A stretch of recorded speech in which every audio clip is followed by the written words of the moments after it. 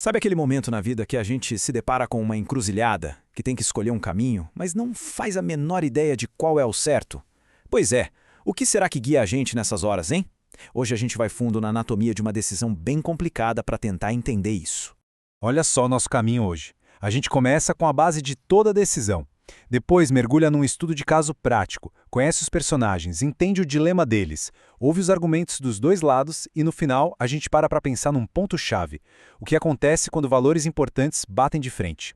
Então, vamos lá. Para começar, a ideia central aqui é bem simples, mas é muito poderosa. Quando a coisa aperta, sabe? Naqueles momentos mais complexos, o que deveria guiar as nossas decisões são os nossos valores. Não é só sobre reagir ao que acontece, mas sobre agir com base naquilo que, no fundo, a gente acredita de verdade.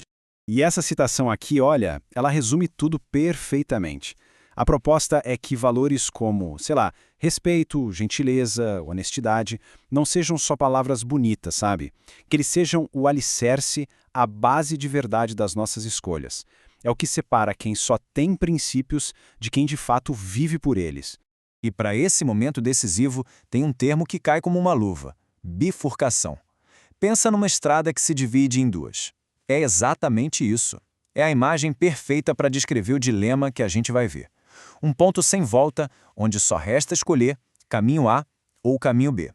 Bom, mas chega de teoria, né? Vamos ver como isso funciona na prática. A gente vai entrar agora num estudo de caso bem interessante. Imagina uma sala de aula, uma turma assistindo a um curta, uma espécie de novelinha que coloca todo mundo bem no meio de uma dessas bifurcações.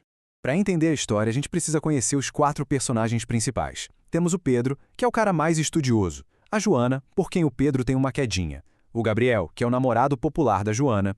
E, para botar fogo no parquinho, temos o Fábio, o amigo que vai dar o empurrãozinho para o conflito começar. Ok, mas antes de chegar no dilema principal, a turma teve uma primeira missão, dar uma de detetive.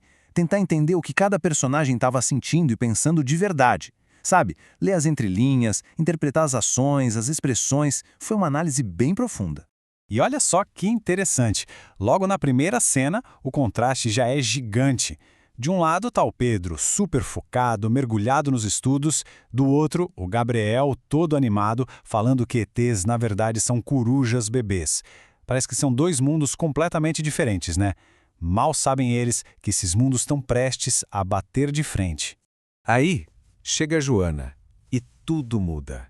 Ela mostra um pingo de interesse no que o Pedro está fazendo e pronto. Aquela indiferença dele some e vira felicidade pura. Ele se sente notado, sabe? Um gesto tão pequeno, mas que revela tanta coisa sobre o que ele está sentindo.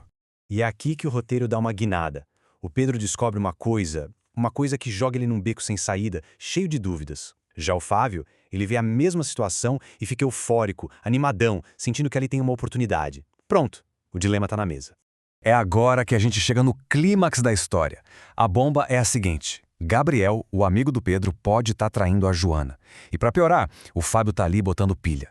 O Pedro tá bem no olho do furacão, e qualquer decisão que ele tomar vai respingar em todo mundo. E essa é a tal da bifurcação. E agora? Contar ou não contar? Ser o cara que traz uma verdade que vai doer ou ser o amigo que guarda um segredo? A batata quente tá toda na mão do Pedro. O que fazer numa hora dessas? Aqui, a gente vê o conflito de forma bem clara. De um lado, a escolha de ficar em silêncio, defender o amigo, Gabriel. Do outro lado, a escolha de falar, proteger a Joana, a garota de quem ele gosta. É lealdade versus proteção. Uma batida de frente de valores onde não tem resposta fácil, não mesmo. E como era de se esperar, essa situação dividiu a turma. Metade para um lado, metade para o outro. E ninguém queria dar o braço a torcer, viu? Surgiram argumentos muito bons defendendo cada um dos caminhos. O debate na sala de aula pegou fogo.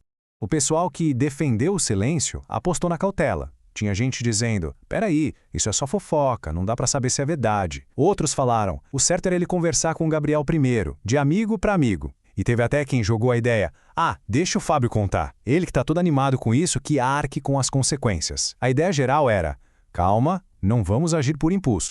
Já o outro lado da sala pedia ação. O argumento deles era movido pela honestidade, pelo cuidado com a Joana. Para esse grupo, a amizade com ela significava que a verdade tinha que ser dita.